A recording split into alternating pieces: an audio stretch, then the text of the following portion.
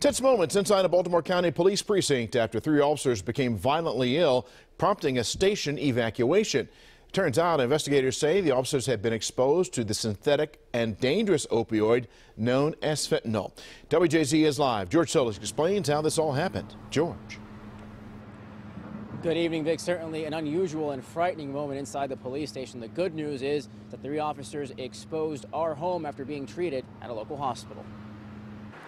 Normal operations have resumed at this Baltimore County police precinct in Woodlawn. But less than 24 hours ago, it was the scene of an unfolding hazmat situation, prompting an evacuation of the entire building.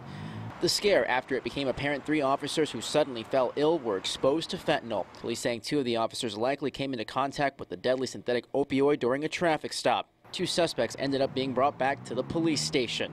Around 11 o'clock, a secondary search of the arrestees was conducted where narcotics were found. When the narcotics were being packaged as evidence, we had a fentanyl exposure. Medical experts say fentanyl is similar to morphine, but up to 50 to 100 times more potent. This Harford County deputy having a close call with the drug earlier this year. I started sweating profusely. My face started burning. Fentanyl-related deaths have been steadily increasing over the years. In 2016, the state recording more than 730 deaths. One doctor telling WJZ treating overdose cases can also prove challenging.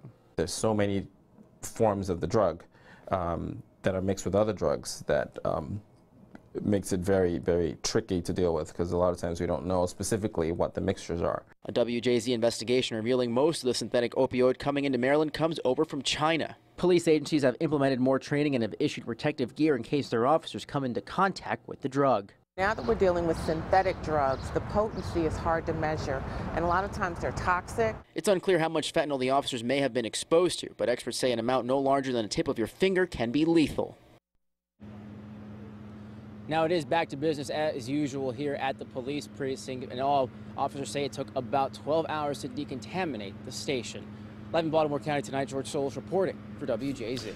George, thank you. According to the CDC, more than 63,000 Americans died of drug overdoses in 2016.